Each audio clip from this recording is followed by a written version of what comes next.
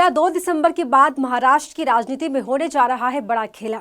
मुख्यमंत्री की कुर्सी से हटा दिए जाएंगे भाजपा के देवेंद्र फडणवीस और उनकी जगह कुर्सी पर विराजमान होंगे शिवसेना शिंदे गुट के एकनाथ शिंदे। ये दावे हमारे नहीं, खुद शिंदे गुट की तरफ से किए गए, जिसके बाद महाराष्ट्र से लेकर दिल्ली तक की राजनीति में भूचाल सा आ गया है। नमस्कार, मैं हूं आपके साथ मुबश्शरा परवीन और आप देख रहे हैं आर्टिकल 19 इंडिया। दोस्तों, महाराष्ट्र में प्रचंड जीत हासिल करने वाले बीजेपी, शिवसेना, एनसीपी गठबंधन महायुति के बीच तनाव शुरुआत से अपने चरम पर रहा है। सरकार गठन के समय पर सीएम पद को लेकर देवेंद्र फडणवीस और एकनाथ शिंदे के बीच जो महायुद्ध छिड़ा वो किससे भी नहीं छिपा। हालांकि जैसे तैसे सरकार बनी, लेकिन इसके बाद से लगातार भाजपा और शिवसेना के बीच कई मुद्दों पर तनातनी चालू रहती है और अब वो विवाद इतना ज्यादा बढ़ गया है कि बात गठबंधन तोड़ने और सीएम कुर्सी पर शिंदे को बैठाने तक पर आ गई है। दरअसल महाराष्ट्र में इस समय स्थानीय निकाय चुनाव को लेकर गहमागहमी का माहौल है और इस गहमागहमी के बीच ये ऐलान हो गया है कि एकनाथ शिंदे महायुति से गठबंधन तोड़ देंगे और मुख्यमंत्री की कुर्सी उनके हाथ में होगी। जी हाँ, बिल्कुल सही सुना आपने। देखिए, इन दावों पर मोहर उस वक्त लगी जब शिंदे गुट की तरफ से दो बयान सामने आए। पहला बयान एकनाथ शिंदे के सांसद बेटे श्रीकांत शिंदे ने दिया। उन्होंने कहा, 2 दिसंबर के बाद गठबंधन रखना है या नहीं ये देखा जाएगा। श्रीकांत के इस बयान ने साफ कर दिया कि महायुति में पड़ी दरार को छुपाना अब बहुत ज्यादा मुश्किल हो गया है। श्रीकांत के बयान पर बवाल मचना खत्म नहीं हुआ था कि इसके बाद राज्य सरकार में मंत्री और शिवसेना के दिग्गज नेता दादा भूसे के बयान ने नई बहस छेड़ दी। दादा भूसे ने दावा किया कि जनता एक बार फिर एकनाथ शिंदे को महाराष्ट्र के नेतृत्व की भूमिका में देखेगी। नंदुरबार में स्थानीय निकाय चुनाव को लेकर आयोजित रैली में बोलते हुए दादा भूसे ने ऐलान किया कि आज भी अगर लोगों से पूछा जाए कि उनके दिल में कौन मुख्यमंत्री है तो जवाब एकनाथ शिंदे होगा।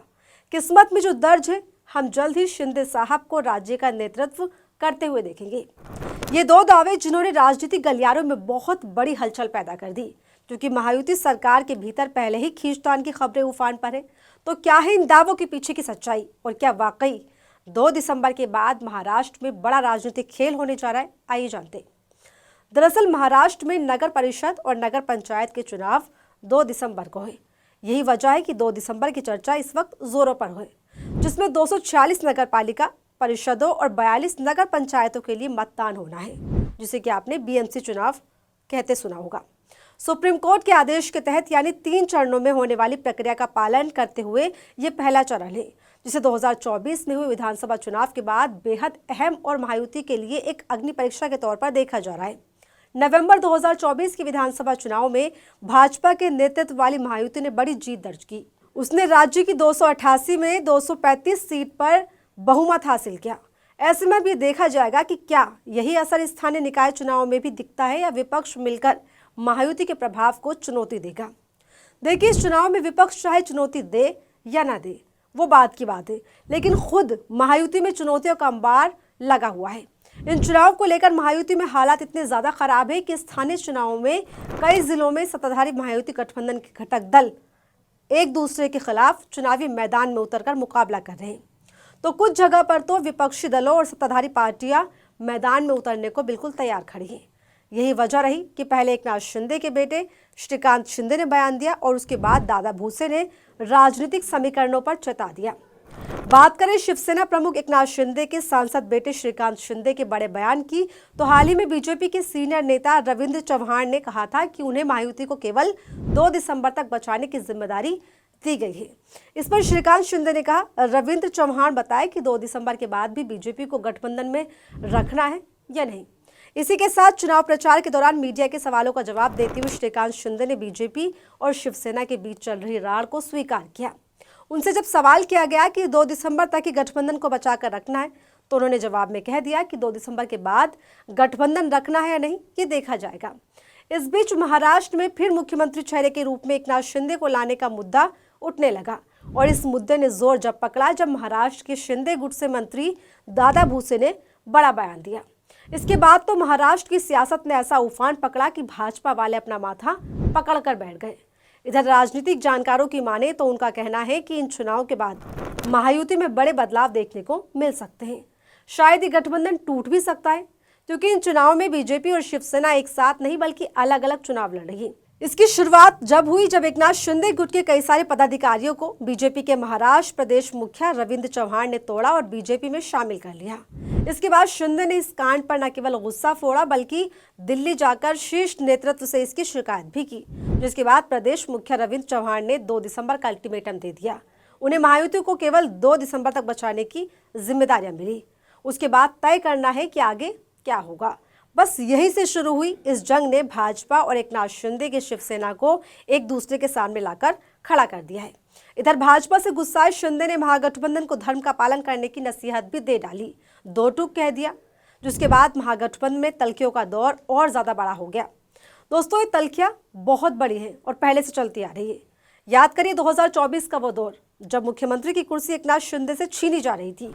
उस वक्त शिंदे भाजपा आलाकमान के सामने रोए, गिड़गिड़ाए, लेकिन मोदी शाह ने एक ना सुनी।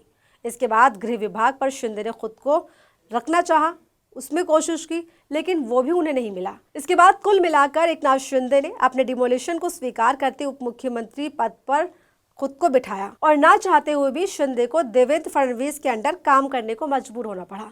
लेकिन ये सिलसिला रुका नहीं। वक्त के साथ कई मौके ऐसे पड़े जब एकनाथ शिंदे और भाजपा के बीच किसी न किसी बात को लेकर तनातनी देखने को मिली। शिंदे के कई फैसलों को खत्म कर दिया गया, कई योजनाओं और विभागों को बंद कर दिया गया। शिंदे ने खूब हाथ पांव पीटे, लेकिन उनकी लाख कोशिशों के बावजूद न दिल्ली दरबारियों ने सुनवाई की और न देवेंद्र फडणवीस के तेवरों में कोई कमी आई। लिहाजा अब शिंदे गुट ने बगावत की शुरुआत कर दी है, जिसका फैसला महाराष्ट्र नगर परिषद और नगर पंचायत के नतीजे करेंगे। आपको बता दें, एकनाथ शिंदे ने साल 2022 में बगावत की थी, जिसके बाद उद्धव ठाकरे की महाविकास अघाड़ी सरकार गिर गई थी और शिवसेना में फूट पड़ गई थी।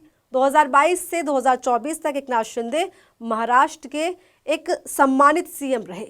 खास और बड़ी बात यह है कि महाराष्ट्र का ये चुनाव शिवसेना में फूट के बाद हो रहा है, जिसका असर काफी देखने को मिलने वाला है। 2017 में फूट के कारण महाराष्ट्र के पूर्व मुख्यमंत्री एकनाथ शिंदे के नेतृत्व वाले शिवसेना गुट के पास सबसे ज्यादा कॉर्पोरेटर थे, लेकिन इस बार उद्धव ठाकरे का नेतृत्व वाला शिवसेना गुट और राज ठाकरे के नेतृत्व वाली महाराष्ट्र नवनिर्माण सेना भी अहम भूमिका निभा रही है। और क्योंकि भाजपा लंबे समय से बीएमसी पर कंट्रोल करने की उम्मीद कर रही है और पार्टी का नेतृत्व एक खास प्रोजेक्ट कर रहा है इसको लेकर, 2017 में पार्टी 82 सीटें जीतकर करीब पहुंच गई थी, लेकिन मेयर का पद अविभाजित शिवसेना को चला गया, जिसने 84 सीटें जीती थी। इस बार भाजपा ये पक्का करना चाहती है कि वो सबसे ज्यादा कॉर्पोरेटर सीटें जीते। लेकिन एक सच्चाई ये भी है कि भाजपा शिंदे के बगैर इन चुनावों में कुछ भी नहीं है, जिसका फायदा शिंदे गुट वाले उठा रहे हैं। शिंदे गुट ने बीजेपी को तीखे तेवर दिखाना शुरू कर दिया है और क्योंकि महाराष्ट्र में बीएमसी का चुनाव सबसे महत्वपूर्ण चुनाव होता है, किसी भी राज्य की विधानसभा चुनाव के बराबर ये माना जाता है और शिंदे कई सीटों पर भाजपा से अलग विपक्षी पार्टियों के साथ मिलकर चुनाव लड़ रहे हैं, जो भाजपा के लिए अच्छे संकेत नहीं है। कुछ भी हो सकता है। वैसे कहा यह भी जा रहा है कि एकनाथ शिंदे कई विपक्षी पार्टियों के साथ अपनी नजदीकियां भी बढ़ा रहे हैं, जिससे दिल्ली वाले परेशान हैं, उनकी टेंशन बढ़ती जा रही है। फिलहाल चुनाव प्रचार 1 दिसंबर यानी कि आज रात 10 बजे तक चलेगा। 2 दिसंबर को चुनाव होंगे और मतगणना 3 दिसंबर को होगी। जानकारी के मुताबिक इन चुनावों में कुल 6,859 और 288 अध्यक्षों का चुनाव होगा। 1.07 करोड़ से ज्यादा मतदाता 13,355 मतदान केंद्रों पर वोट करेंगे। पूरे चुनाव में ईवीएम का इस्तेमाल होगा और 66,000 से ज्यादा कर्मचारी तैनात होंगे। इस वीडियो में इतना ही। आपको ये खबर कैसी लगी, आपकी इस पे क्या राय, कमेंट बॉक्स में ज़रूर बताएं। ऐसी तमाम खबरों के लिए हमारे चैनल आर्टिकल 19 इंडिया को सब्सक्राइब करें ताकि आप तक हर खबर आसानी से पहुंचे। दीजिए इजाज़त, नमस्कार।